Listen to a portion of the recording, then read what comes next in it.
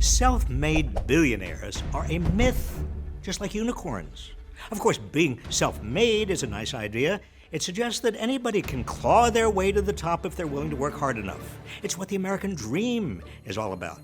If Kylie Jenner can become a self-made billionaire at age 21, so can you and I. Even as wages stay stagnant and wealth inequality grows, it's a comfort to think that we're all simply one cosmetics company and some elbow grease away from fortune. Unfortunately, a nice idea is all it is.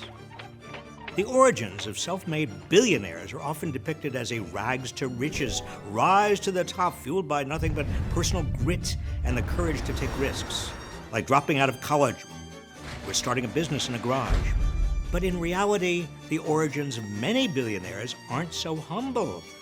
They're more like riches to even more riches stories, rooted in upper middle class upbringings. How much risk did Bill Gates take on when his mother used her business connections to help Microsoft land a deal-making software for IBM? Elon Musk came from a family that reportedly owned shares in an emerald mine in Africa. Jeff Bezos' garage-based start was funded by a $250,000 investment from his parents. If your safety net to joining the billionaire class is remaining upper class, that's not pulling yourself up by your bootstraps, nor is failing to pay your fair share of taxes along the way. Along with Musk and Bezos, Michael Bloomberg, George Soros, and Carl Icahn have all gotten away with paying 0 federal income taxes some years. That's a big helping hand, courtesy of legal loopholes and American taxpayers who pick up the tab, all while our tax dollars subsidize the corporations owned by these so-called self-reliant entrepreneurs. Did you get a thank you card from any of them? I sure as hell didn't. Other common ways that billionaires build their coffers off the backs of others include paying garbage wages and subjecting workers to abusive labor conditions.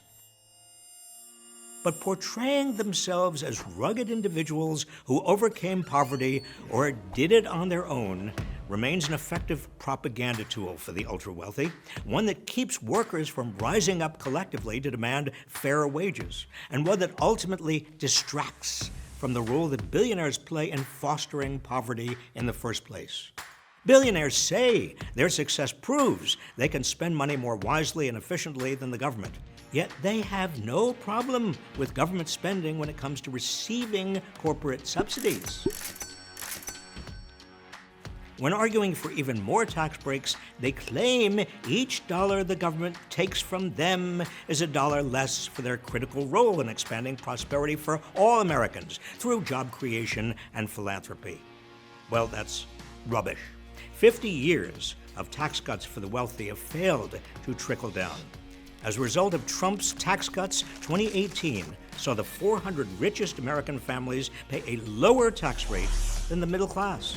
And U.S. billionaire wealth grew by $2 trillion during the first 2 years of a pandemic that was economically catastrophic for just about everybody else. They want to have their cake and everyone else's cake, and eat it too.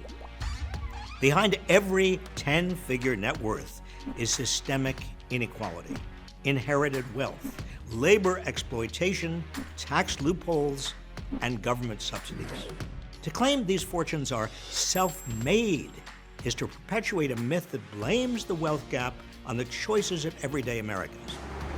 Billionaires are not made by rugged individuals. They're made by policy failures and a system that rewards wealth over work. Know the truth.